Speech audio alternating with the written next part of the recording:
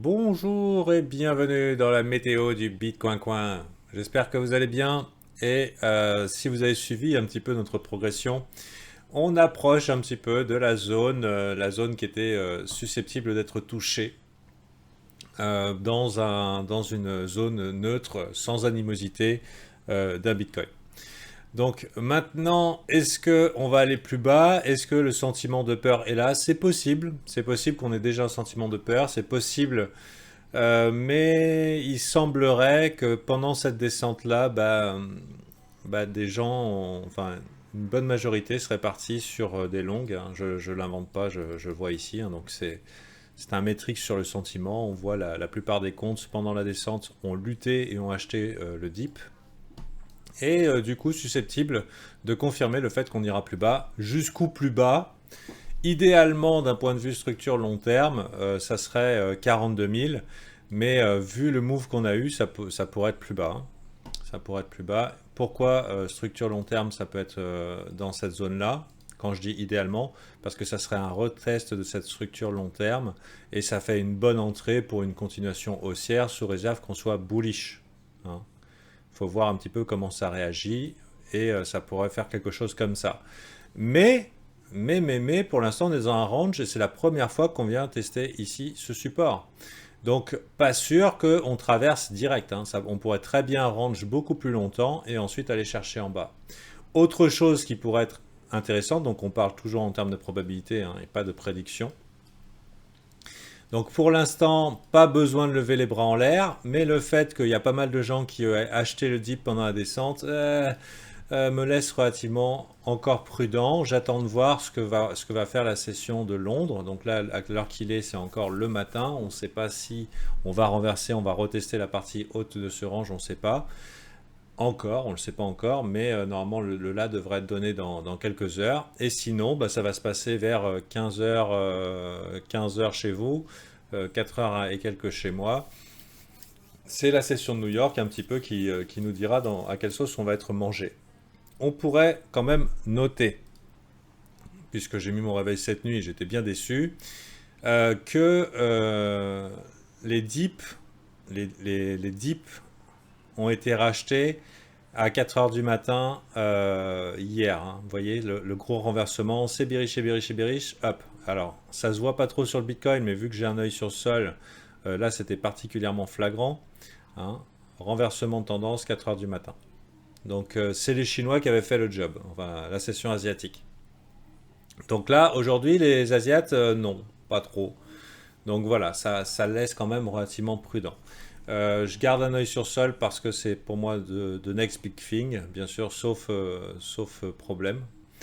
Et le problème qu'on pourrait voir, c'est le dollar index qui s'apprête à breakout sa structure weekly, hein. Il est revenu hier en mode ouais, on va tester tout ça, mais bon, qu'est-ce qu'il essaye de faire? C'est de péter les résistances. Est-ce qu'il le fait bien? A priori, oui, ça va pas tarder.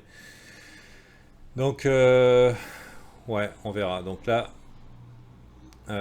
c'est parti pour un petit breakout court terme sur sol. Donc je suis pas censé en parler, mais pour moi c'est le play le plus intéressant. Si ça vous intéresse, éventuellement allez-y. J'ai quand même encore des doutes sur le fait que le Bitcoin ait trouvé son lot. Bon là la structure est quand même pas mal jolie, hein, court terme. Mais il peut se passer beaucoup de choses dans la journée. Comme je disais, il y a de la liquidation dans les deux sens. Et là c'est plus un commentaire de ce qui pourrait se passer en sachant que voilà, en 4 heures c'est un M dans un M dans un M dans un M, hein. Donc, et les bears ont envie d'en découdre. Et les retail ont acheté le dip. Donc, est-ce que ça va manquer de jus ou pas? Est-ce qu'on va aller chercher un petit peu plus bas, faire vraiment peur? Ou est-ce que, voilà, c'est la suite qui va nous être donnée? Ou est-ce qu'on reste dans ce range et il n'y avait pas de problème, aucune raison de s'inquiéter? Ça demande des facultés d'adaptation. Pourquoi je regarde tout ça? Parce que moi, je suis des traders. C'est-à-dire que tous les jours, je change mon fusil d'épaule, même plusieurs fois par jour. Et bien sûr, long terme, hein, vous connaissez le point de vue. Le point de vue long terme, c'est plus haut sommet, plus haut creux. Et maintenant, on attend le dessin d'un plus haut creux, hein. Pour l'instant, vous voyez, plus haut sommet, plus haut creux, plus haut sommet. Et where is le plus haut creux? Donc ça peut être n'importe où, ça peut prendre du temps, etc. etc. Petite remarque aussi, hein, pour l'instant mon biais est relativement neutre, voire ascendant bullish. Petite remarque aussi, l'année dernière, si on pense un petit peu saisonnalité, le 18 août, c'était le début du renversement.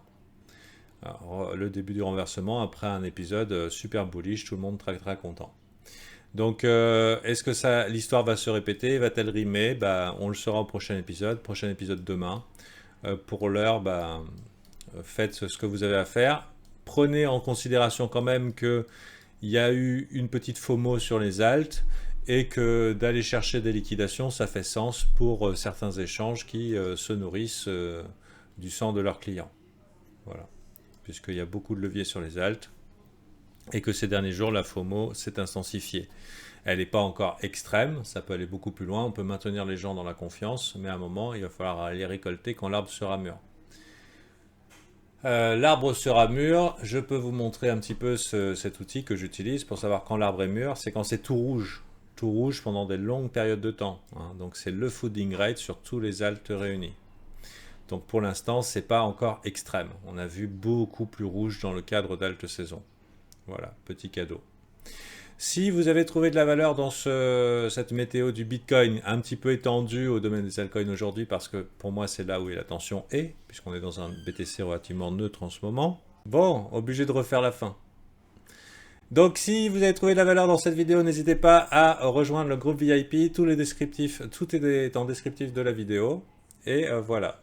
Il y a eu un glitch dans la matrice, c'était le temps de faire les gros yeux à ma fille qui est venue m'interrompre.